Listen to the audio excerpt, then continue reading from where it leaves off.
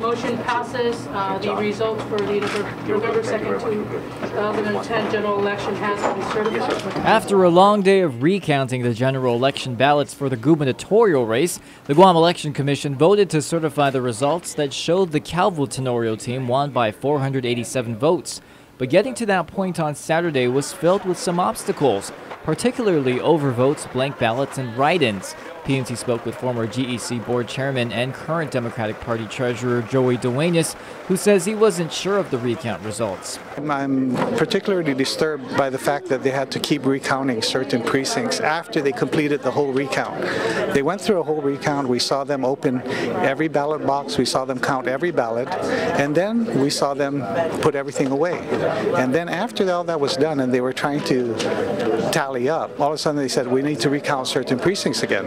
On the other hand, Calvo-Tenorio campaign manager Frank Arriola says he was relieved with the results and says other issues should be handled in court. He adds his team knew exactly what GEC was doing in the recount process. They weren't recounting. What they were doing was they were just the count was completed around 5:30 or whatever.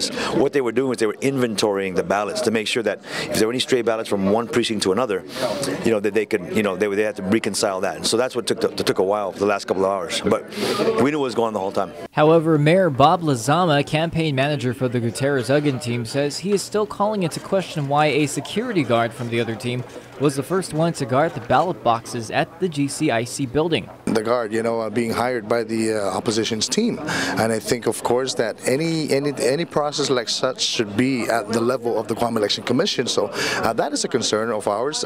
Perhaps they may be watching the ballots, but the question is, who's watching them?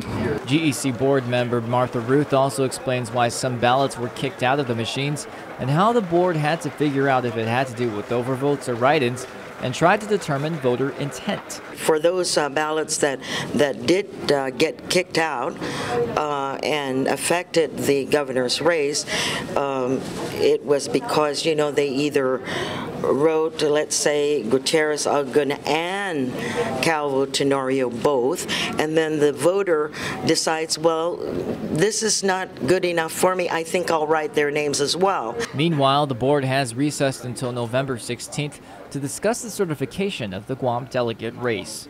Josh Tikenko, PNC News.